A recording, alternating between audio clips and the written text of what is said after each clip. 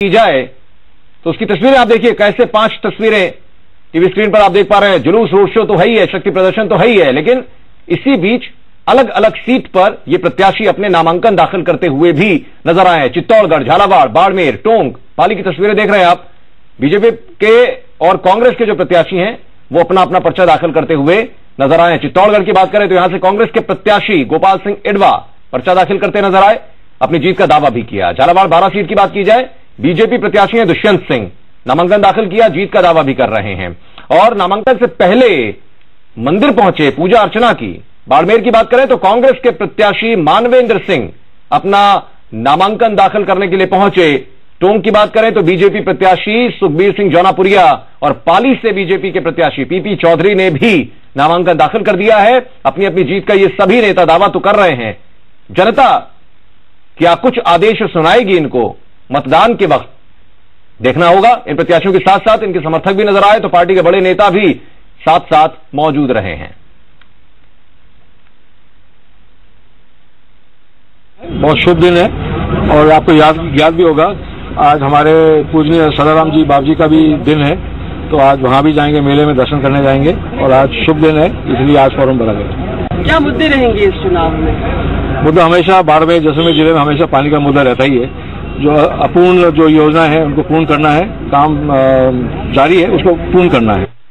मैं पिछले 4-5 दिन में चित्तौड़ के 8 विधानसभा क्षेत्रों में घूम चुका हूं और जैसा माहौल मुझे लग रहा है, निश्चित रूप से कांग्रेस 8 विधानसभा क्षेत्रों में लीड करेगी। मैं नया चेहरा कैसे हो सकता हूं जब मैं मेवाड़ का ही राजसमंद का 5 साल एमपी रह गया, यहाँ मैं 2 बार इंचार्ज रह गया, 5 साल से भी लगातार हूँ, सन 5 में इंचार्ज बन के आया था।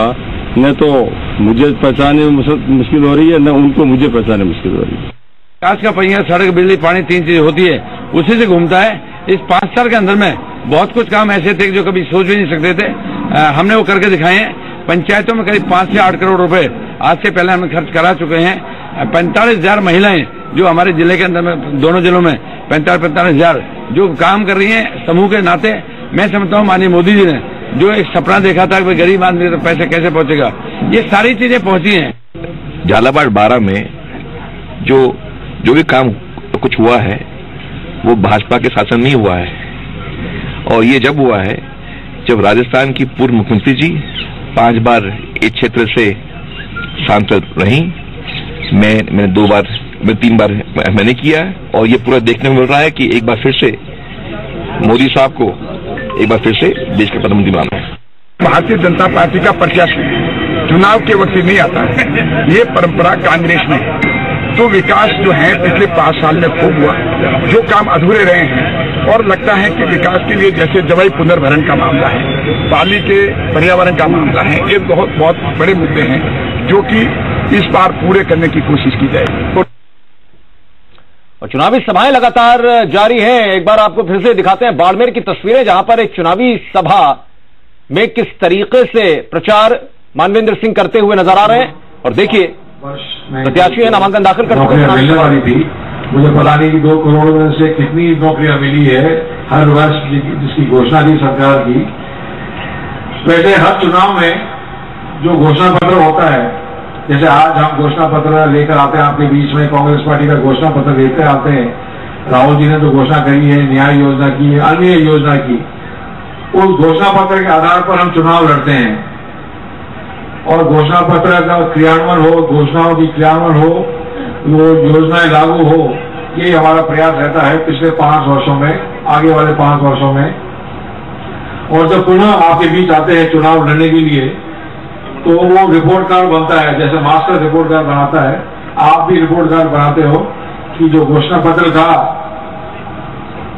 2019 में आपकी सरकार ने घोषणा पत्र के आधार पर कितने कार्य करे, ये रिपोर्ट कार्ड बनता है। उसके आधार पर जनता अपना निर्णय, अपना फैसला करती है कि घोषणा करी थी, काम करा, काम नहीं करा।